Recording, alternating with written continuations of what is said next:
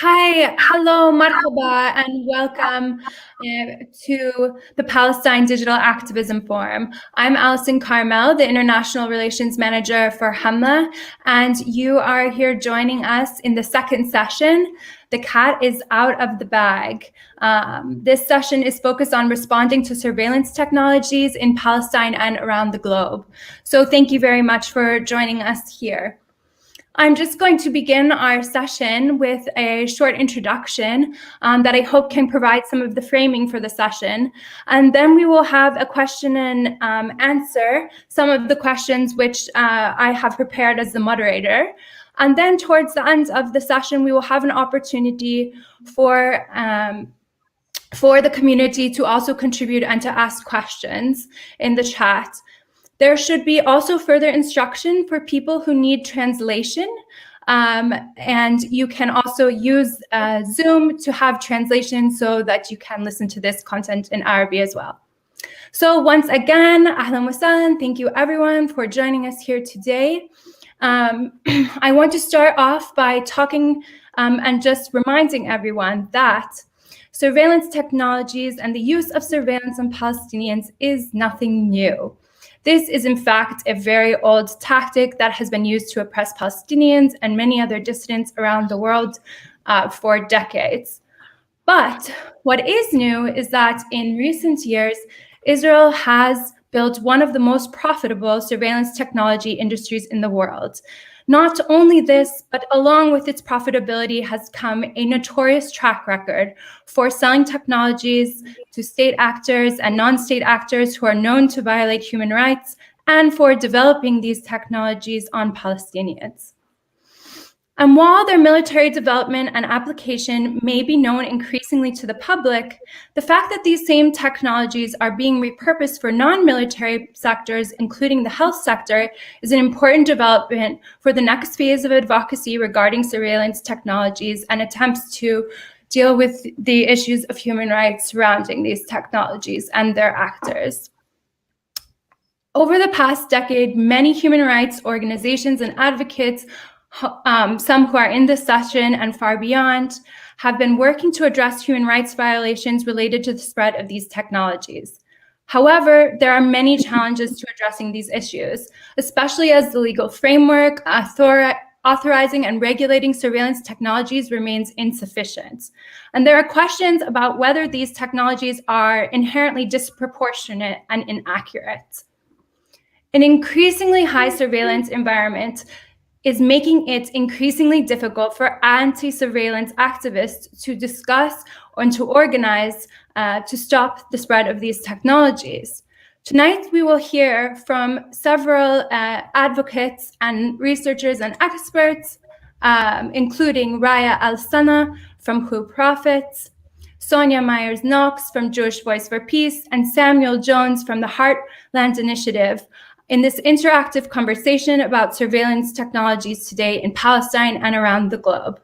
So with that, I would like to start with our first question for our panelists. Riya, can you help us situate Israel's surveillance industry? What is the history of this industry? How was the sector established? How did it grow so quickly? Hi, everyone. Thank you, Alison, for that introduction. Thank you for Hamla for putting this together and for having us in this conversation. Well, I think when we're talking about surveillance industry or Israeli surveillance industry, we have to link it to cybersecurity industry much more generally. And we have witnessed on a global scale kind of a growth in the cybersecurity and surveillance industry on a global scale since September the 11th, and Israel is obviously kind of taking its fair share in that growth. And I just kind of want to give you some numbers just to give you a sense of the scale of Israel's role in this industry globally. So when we're talking about between 2010 and 2019, Israeli cybersecurity and surveillance companies in Israel have more than doubled. So the number is doubled in the scope of 9 years. Investment in Israel's cybersecurity and surveillance industry has increased by 2,300%. the export of Israeli cyber security and surveillance export has increased by 600% from 2010 to 2019. So that's a massive, it's a massive growth. And in 2020, in particular, I mean, it's a year of crisis, right? There's many industries that are experiencing huge levels of crisis and shrinking, but actually the surveillance industry and cybersecurity industry is flourishing. And the Israeli cybersecurity and surveillance industry is equally flourishing, it works in tandem with this like global flourishing. And investment in the Israeli cybersecurity and surveillance industry in 2020 equal to 31% of global investment. This is an increase from 22% in the year 2009. In the year 2019, in 2020, Israeli cybersecurity and surveillance export stood at 6.85 billion US dollars. And that equates to capturing 4% of the global market in cybersecurity and surveillance industry. In 2019 alone, Israel exported what it calls defensive cybersecurity, amounted to 6.5 billion US dollars. So Israel is definitely a central player on a global scale. And the cybersecurity and surveillance industry, the Israeli cybersecurity and surveillance industry, is certainly a significant section of the Israeli tech industry more generally, and significant portion of profit for the Israeli economy, in general. And I guess the question is kind of, why is this the case? How come this has become the reality? And if you read kind of Israeli tech brochures and so on, they often attribute this to Israeli innovation or the ability of Israel to be so innovative, as if that's kind of devout or external to the material reality in which Israel operates, or the nature of the Israeli state. And we know that innovation is to do with financing, is to do with investment, and is to do with the ability to be innovative. It sits within a particular context. And the particular context is that Israel is a settler colony, right? It has a huge military industrial complex that enables it to develop this tech industry. So there's no way of us talking about the Israeli tech industry, be it kind of cybersecurity or surveillance, or be it,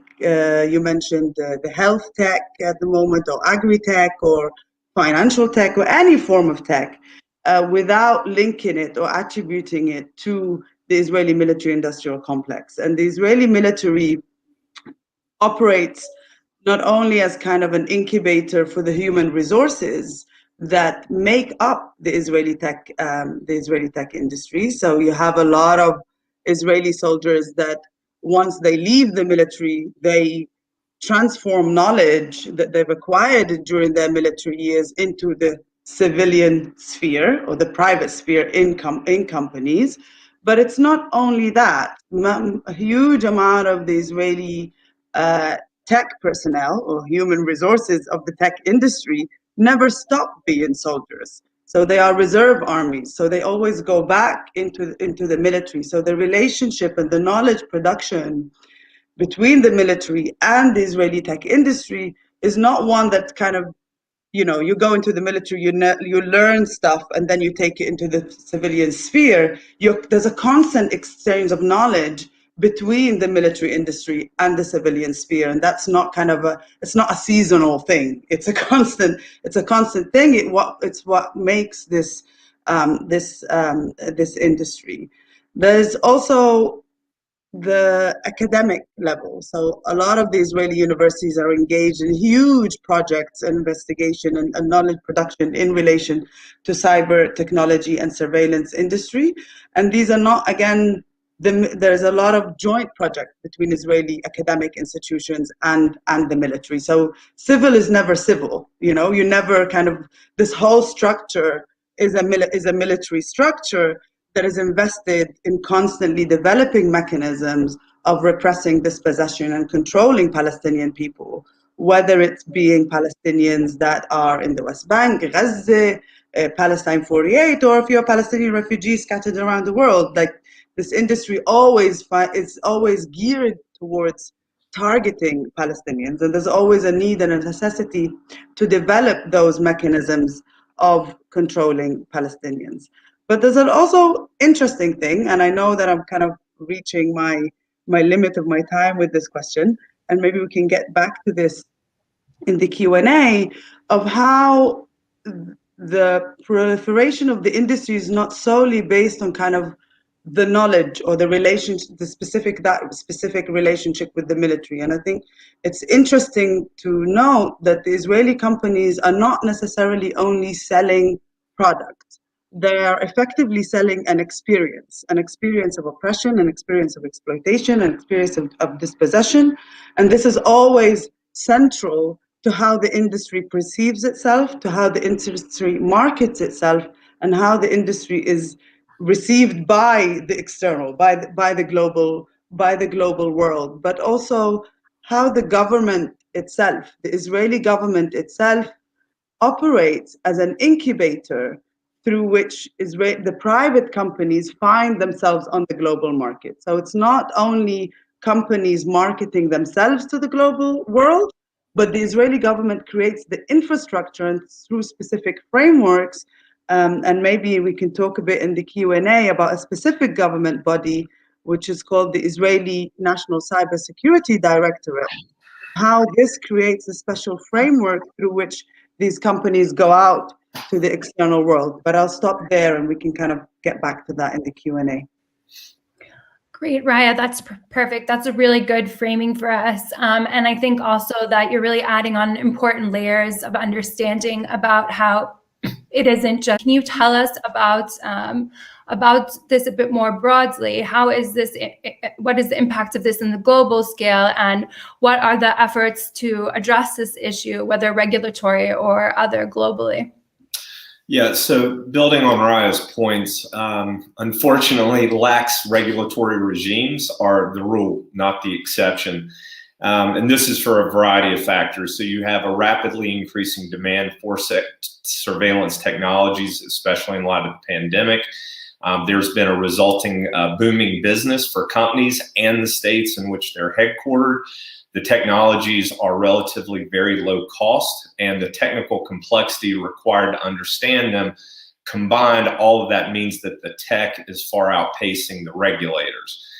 There are efforts underway to catch up. A lot of these have been regulatory efforts either by multilateral institutions like the UN, regional bodies like the EU, or individual states. Efforts have been prompted by major events like the Cambridge Analytica scandal, the NotPetya malware attack, China's mass surveillance and internment of Uyghur Muslims, and the recent WhatsApp lawsuit against NSO Group. So you have European and American regulators putting forward legislation, guidance, and investigations concerning both users' data protection and the export and use of surveillance technologies. And it's a global conversation, but I'll give a few notable examples. So you have the EU's General Data Protection Regulation that went into effect in 2018, and it applies not only to European organizations, both states and companies, but any organization that targets or collects data related to people in the EU. For example, it was used to levy over $64 million in fines just against Google in 2020. Also, it was just recently reported on March 25th, the EU passed a proposed revision to what it calls its dual use regulation. And in this revision, and importantly, it defines cyber surveillance technology as dual use and therefore subject to control. And it introduces human rights violations as a specific justification for export control. So in the US, Congress is currently considering the Consumer Online Privacy Rights Act for data protection. The US State Department recently released guidance on implementing the UNGPs concerning the sale of surveillance technologies to foreign governments. And the Biden administration has made cybersecurity a key agenda item, as evidenced by the Justice Department's current investigation of NSO Group. There are other relevant but non-industry specific measures that are being or have been put into place, such as mandatory human rights due diligence legislation in France, Germany, the Netherlands, and for the whole European Union that can be used to hold rights violating companies accountable. Back to the US, the State Department recently announced the Khashoggi Ban, which calls for the sanctioning of individuals who, acting on behalf of a foreign government, have been engaged in counter-dissident activities, including surveillance. And there are also global Magnitsky and similar targeted sanctions regimes in the US, UK, Canada, and the EU that can be used to sanction rights violating individuals and entities, including companies.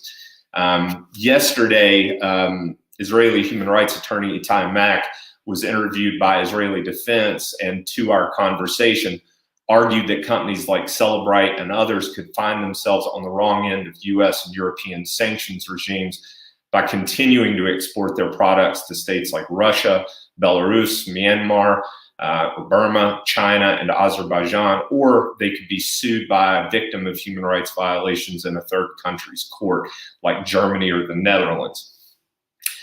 This all sounds very positive, but there's a huge however to that, and that is for every regulatory or legislative act, there are exponentially more examples of companies and states exploiting the loopholes to excruciatingly painful effect. In a recent report by Amnesty International entitled "Out of Control: Failing EU Laws for Digital Surveillance Export," Amnesty does a great job of detailing the impact of European loopholes specifically on the export of surveillance technologies to China and its persecution of members of the Uyghur community in Xinjiang Uyghur Autonomous Region. So looking at it sort of overall, in the absence of what actually Microsoft President Brad Smith has referred to as a digital Geneva Convention, and without sufficient legislative and regulatory consistency among those countries that export the technology, it is imperative that civil society continues to expose the human cost of these technologies that have run amok, utilize all available policy and legal mechanisms, and use the momentum for increased regulation to make sure that concrete recommendations are made at every level to fill in existing regulatory loopholes. On this last point, and then I'll turn it back to you, Alison, I would highly recommend to viewers who are interested in terms of the regulation of these technologies, the recent report published by Access Now and other leading digital rights NGOs called Human Rights Organizations' Response to the Adoption of the New EU Dual-Use Export Control Rules. This report does a great job of pointing out both the shortcomings of the new EU dual-use regulation rules, as well as great recommendations on how it should be robustly implemented and the roles that civil society can specifically play. So thank you very much.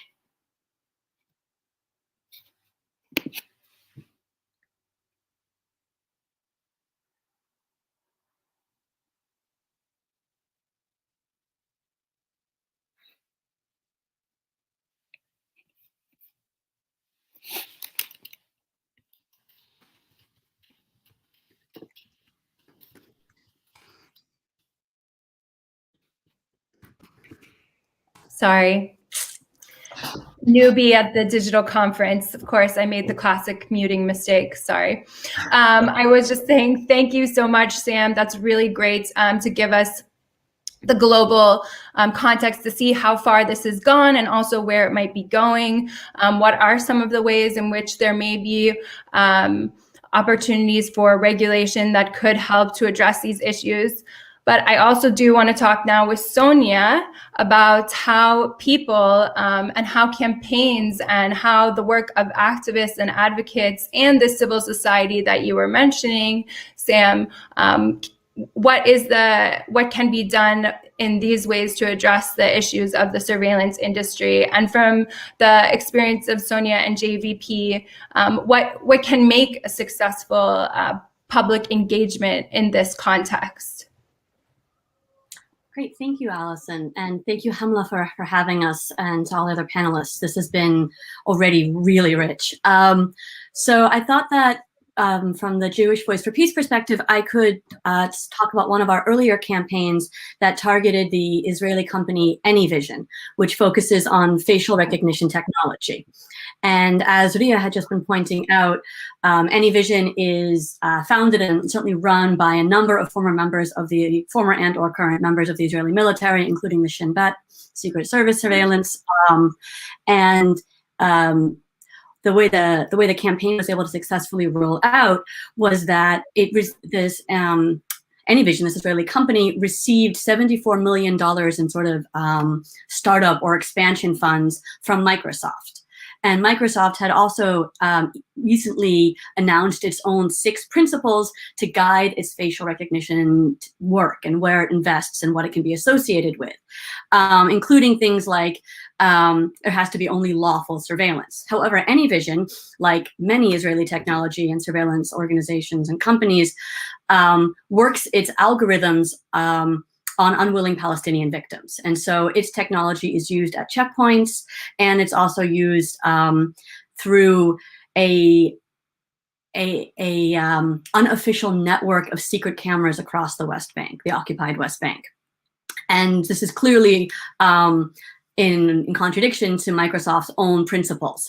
So a large coalition of organizations formed, and we launched the Drop AnyVision campaign. And like with any good public awareness raising campaign, you have to explain what's going on and why it's wrong, and then what we want to have happen. And it was very clear, Microsoft had to stop funding AnyVision, i.e. drop it. So part of what we were able to do, we launched a petition that eventually gathered over 75,000 signatures. We also were able to engage the interest of investigative reporters who did a deep dive into what was going on the Palestinian side, what sort of surveillance was going on, what the checkpoints were operating like, how the cameras were working, how AnyVision was essentially fine-tuning its algorithm on Palestinians without their in any way without their acceptance, and against their will. So NBC launched this investigative report. We were able to leverage that with a Twitter campaign. The coalition had a website. The petitions grew, and what was and incredibly enough, following that investigative campaign and the sort of online pressure, Microsoft announced it was holding an internal audit and hired one of the U.S. government's former attorney generals, Eric Holder, to oversee that audit. Which meant that at that point, the campaign just had to keep the pressure on because they said they're going to do something. So now we want them to actually investigate. Part of the way the pressure was continued was through Microsoft had just announced its first ever sort of public shareholders meeting. And so a number of organizations launched a pressure campaign on shareholders to ensure that questions were asked about AnyVision in particular and the way that Microsoft was going to be upholding its commitment to its 6 principles. Following that, with under I believe 6 months of pressure, the findings came in, and they were not completely confirming that AnyVision violates the principles and of course abuses Palestinian rights, but they were critical enough that Microsoft announced it was withdrawing those funds. And so I think this is an example of ways that we could link both what was happening on the ground, what Palestinians' experiences were, centering their narratives, and the ways that the Israeli government and the Israeli company and the Israeli military were violating their human rights abuses, with a growing story overall. Across the United States, across the world, there is increasing concern over the way that all of the surveillance technology, especially the hidden camera networks, are abusing facial recognition rights. So linking the two issues was a really effective way at making sure that we, as United States citizens, were going to be able to make sure that American-based companies are upholding the same standards of rights that they provide to Americans as they do to Palestinians or any other people around the world where they are funding these companies. it was a pretty successful campaign, and I think it's a model for other campaigns when we see international companies violating their, the equivalent of their Geneva Coalition for Rights or whatnot, and now it moves over onto, but we can do that against the Rohingya or the Uyghurs or the Palestinians. So being able to link these campaigns up and making sure that the rights that we provide for some, or the rights that we ensure for all, is actually a key part in creating the public awareness campaigns.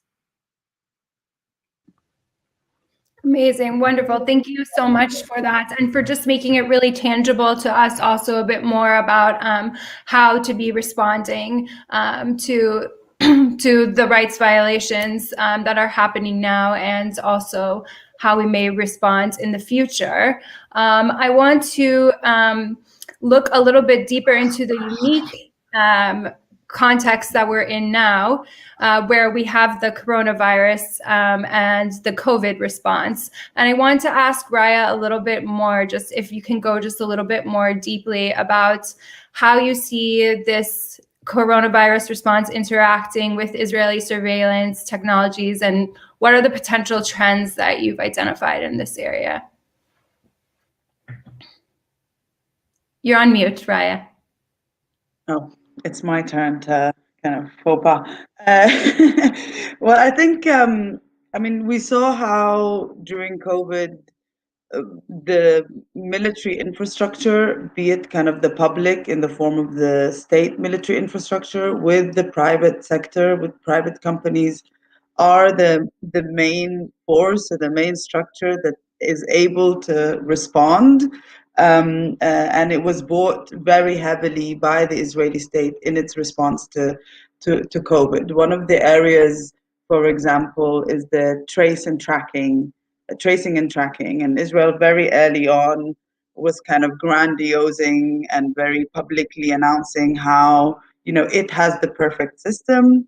It has a system that has already been developed by its security apparatus. It doesn't need to kind of do new investment and have the case of, like, for example, the UK, where it was a complete shamble. Israel has the mechanisms and has the capability of doing so.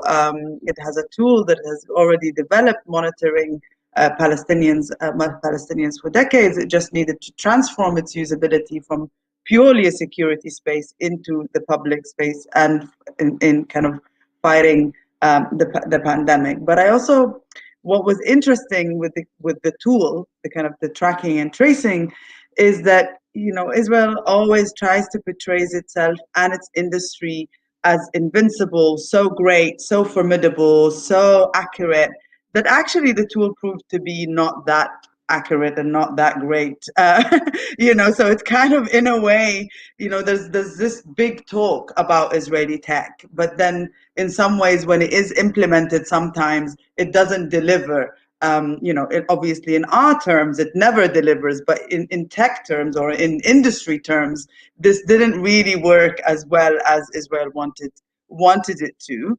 But at the same time, it really did try to push itself as the space and as the veneer of providing the tech response to a global health pandemic. And so it brought together you alluded to this at the beginning, Alison, of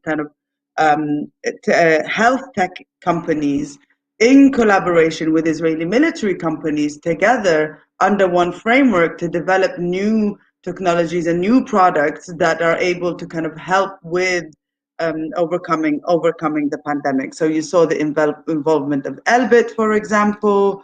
And I'll give you specifically where it was involved. So Elbit, for example, carried out a project to promote monitoring system for corona patients. You had Anyvisions also involved in kind of developing thermal cameras that are based on technology that was developed for drones, for military warships and drones.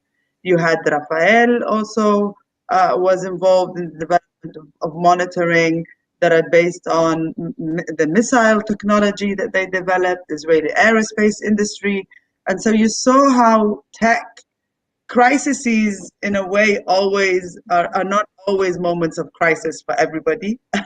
They also open opportunities, and particularly for tech companies and for military companies, they are open opportunities that they have exploited. And Israeli military companies, surveillance and security companies have been moving in this direction, where they are developing their product offering away from just pure and quote unquote kind of hard military weapons and surveillance and security technology into being much more integrative companies that also offer what one would deem civil technology at the same time. So you see a lot of these companies also offering agri-tech technology. You know, now we're in the era of the pandemic and everybody's talking about medical tech, but agri-tech is also a big field for Israeli cybersecurity and military companies. And I think this both poses a challenge in a way of how we deal with these companies. And it's scary to think about them as moving into all of these fields,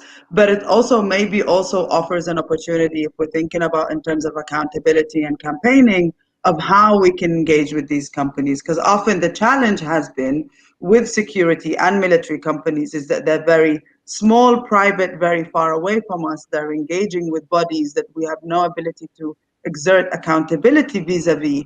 But once they expand their operations, I think that gives a little bit more leeway to think about what can be done. Great, that's perfect. And that's a perfect segue to the question I wanted to ask you, Sam, which is about the accountability. What kind of accountability mechanisms do you think can be developed, or would you recommend to be developed to address some of these issues that we've been discussing today? Sure. So from where we sit, it's really the opacity or the lack of transparency surrounding surveillance technologies that are one of the greatest challenges to the protection of fundamental rights and freedoms in Palestine and globally. Absent the necessary policies and laws on the development, the trade, the end use of these technologies, like I was referencing before, they have proliferated in the shadows, right? So it's no wonder that Citizen Lab, for example, documented the likely use of NS Group's Pegasus spyware in 45 countries between 2016 and 2018, including in countries that have well-documented patterns of gross and widespread human rights abuses. So in the absence of an overall international legal order for surveillance tech, an effective response or accountability response would have to be grounded in transparency, in our community's own brand of innovation, to Riya's point, and pragmatism. And so here are just a few thoughts that I would ask us to consider. So one, when the opportunity arises, we need to be prepared to work with, let's say, unusual and occasional allies. So like those NGOs that contributed an amicus brief in support of Facebook or WhatsApp's lawsuit against NSO, even while continuing to hold those companies to account concerning other rights violating behavior like censorship of Palestinian human rights defenders. Relatedly, and to Sonya's point on JVP's excellent campaign, when a company makes a rights respecting decision like that of Microsoft and AnyVision, we need to be prepared to fully endorse that action and juxtapose it to continued rights violating behavior of its peer competitors, in this case like Cisco Systems and Palantir. Another point, the more participation by civil society organizations in using and reinforcing regimes which call for input by NGOs when building cases against individuals and entities violating human rights, like Global Magnitsky, the more demand is created for additional use. Collective efforts around those and other targeted sanctions regimes, which have resulted in a number of individual sanctions across the globe, demonstrate the power of coordinated global efforts. Specifically for Heartland, our work in 2021 will involve working with Access Now, the Business and Human Rights Resource Center, and global partners like Humla to produce an enhanced human rights due diligence model specifically tailored for the surveillance technologies industry that investors can use to hold these companies accountable and press for rights respecting policy and practices. The key will be to equip these investors with, one, the perspective of the communities most affected, like those in Palestine. Two, questions that are sophisticated enough to break through technological complexity as investors engage these companies. And three, an overall sense of the myriad of human rights, legal, reputational, and financial risks that accompany the use of such technology. So these companies understand that there is a real price to pay for engaging in rights violating behavior. This project, we also hope, will provide valuable insights into the types of surveillance tech products that are so inherently problematic by design that they should be excluded from investment, along with other controversial weapons like cluster munitions and white phosphorus. But the overall point of the above is, in advancing accountability for surveillance tech companies, we can't depend on any one actor in the ecosystem, like state regulators or multilateral institutions or industry associations or the courts, but we've got to be willing and able to engage individual and potential and perhaps unusual powerful change agents throughout that ecosystem. And I'll stop there. Great, that's so interesting. We just have a few minutes here, and I want to get to a few of the questions from the Q&A, but I did want to just ask Sonya, because I know that there is an ongoing campaign right now on which unusual actors are being addressed and engaged. Maybe you can just talk about also how, how communities who are experiencing rights violations from some of these actors, what is the potential there to have channels of communication open and for there to be change, if any? Great, thank you. Where we're at right now is JVP, along with 55 other organizations, including strong leadership from Hamla, and we are so grateful for that, are part of a campaign called Facebook, We Need to Talk. And Facebook is known to be censoring Palestinian voices consistently in a variety of different ways through a variety of its algorithms, and increasingly under a mantle of allegedly stopping anti-Semitic comments or posts. In reality, the majority of these comments are not actually anti-Semitic, because anti-Semitism comes mainly from right-wing white supremacists, and obviously not from Palestinians. But as a result of an external pressure campaign, which the Israeli government has been actively involved in, Facebook began holding behind-the-scenes stakeholder consultations about basically creating an amendment to its hate speech policy, which would ban certain words, including Zionist, and flag them as hate speech, and therefore the posts or the comments would be taken down.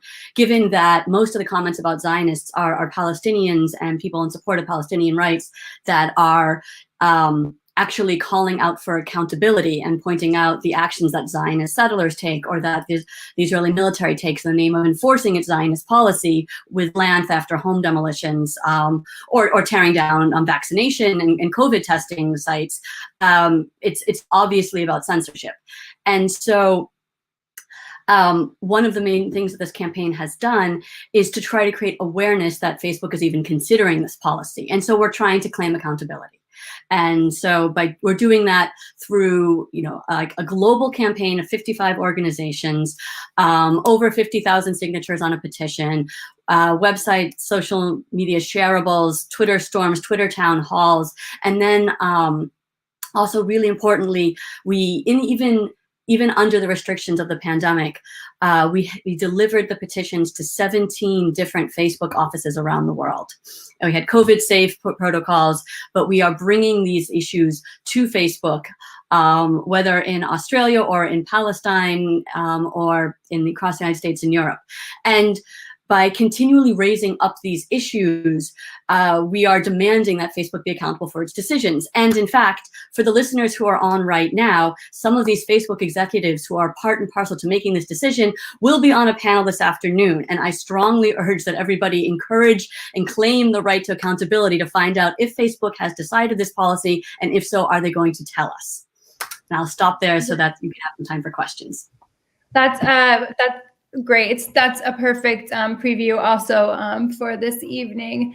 And yes, this long-awaited accountability session with Facebook, and I think that's also one of the keys. You know, we can see that there is change and the needle moving in having some accountability when we have the involvement of those actors here. I don't think we have in the PDAF this year, or anyone, you know, really other than us civil society experts on surveillance technologies, talking about the surveillance technologies, but we certainly don't have companies who have developed ethical, human rights friendly surveillance technologies here to defend their products.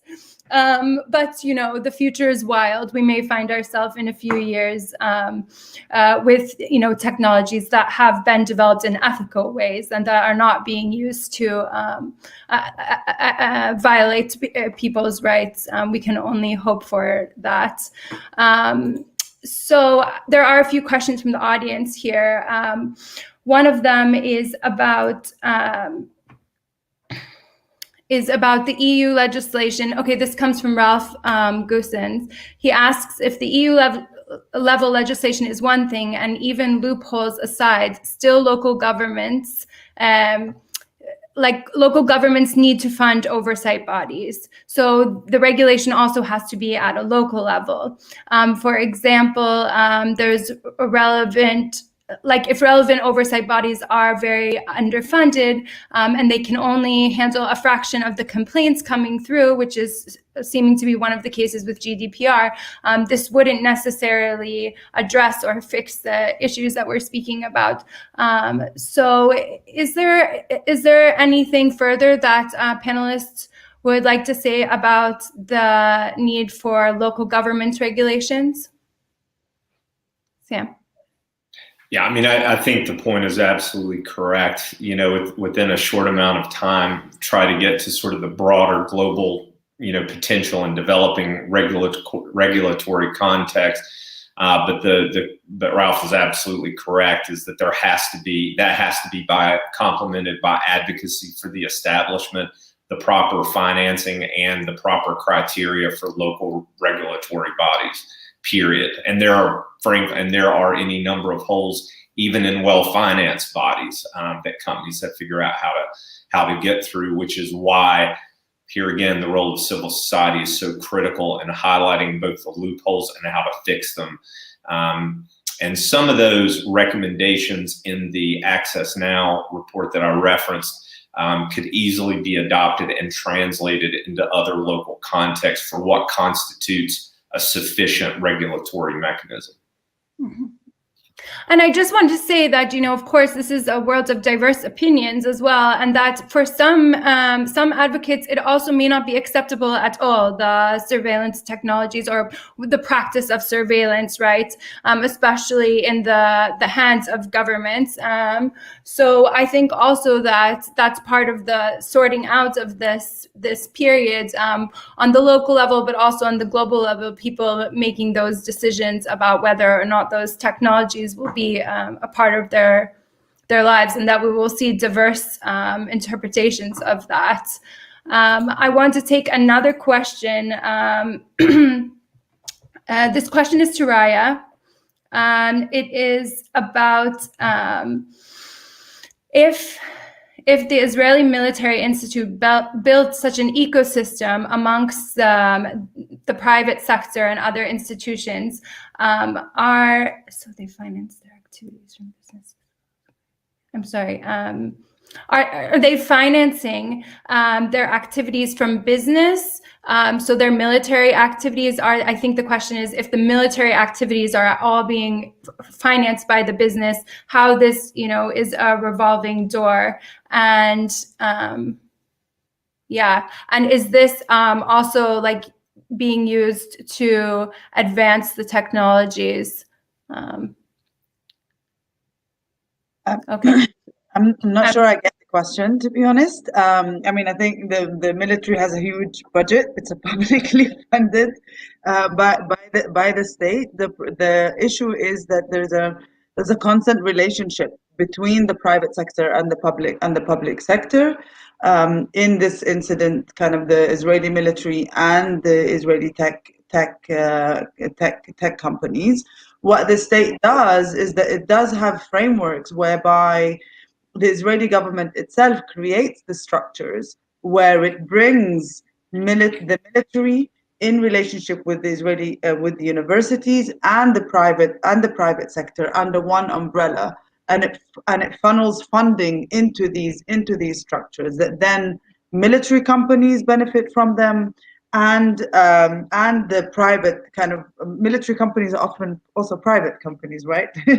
They're not always kind of the most private companies. Obviously, you have the military units and so on that operates on a different scale, but the state creates this structure where it brings the kind of the military, the private industry, and the universities together, funnels a huge amount of funding in order for them to cooperate and generate extra knowledge that then is utilized both for local purposes but also exported on a global scale.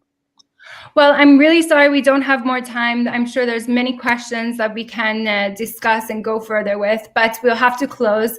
I just want to thank everyone for joining us here, and to please remember that the PDAF is ongoing until April 1st, so there's many other panels and workshops to be joined, and also that if you enjoyed this work, please do consider to support our work. We have our first crowdfunding campaign right now, and we would really appreciate any of your support. Thank you again to all of our speakers.